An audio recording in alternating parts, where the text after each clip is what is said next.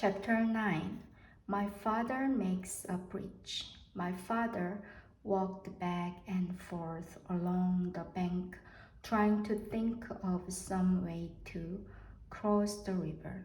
He found a high flagpole with a rope going over to the other side.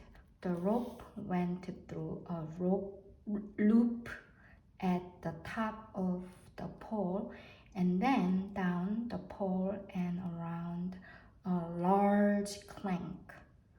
A sign on the crank said, "To summon dragon, yank the crank, report disorderly conduct to gorilla."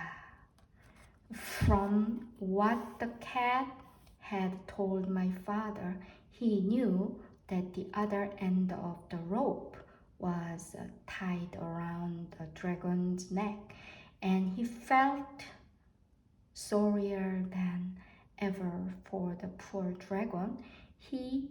If he were on this side, the gorilla would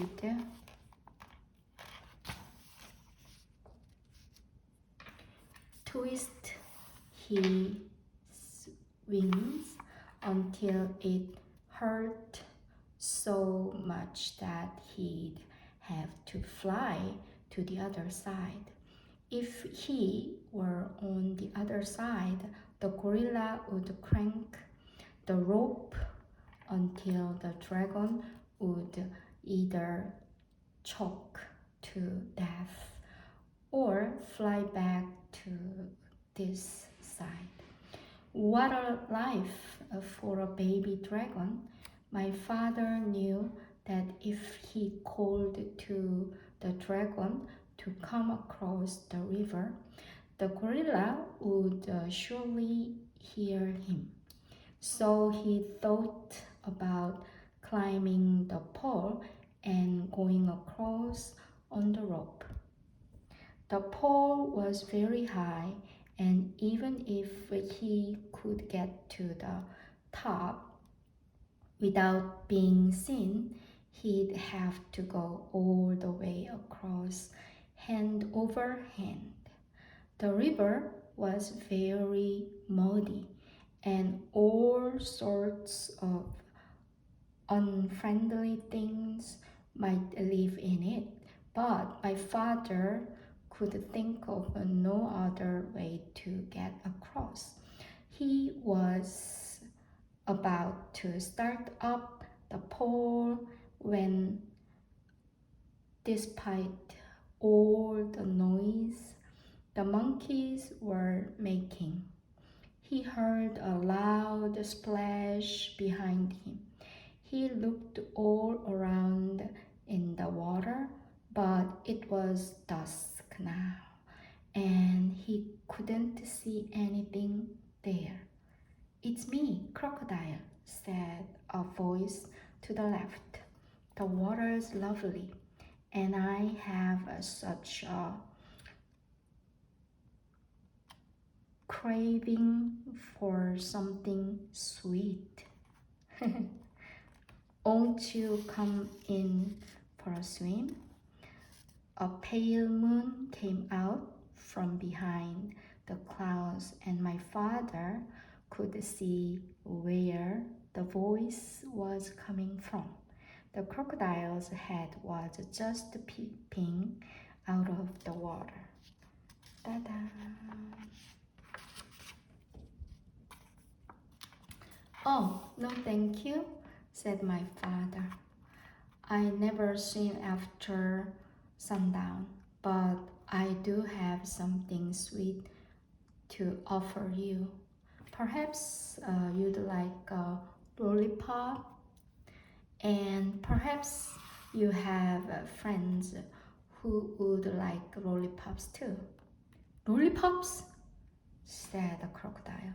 "Why, that is a treat. How about it, boys?" A whole chorus of voices shouted, "Hooray! Lollipops!" And my father counted as many as 17 crocodiles with their heads just peeping out of the water. Wow, 17.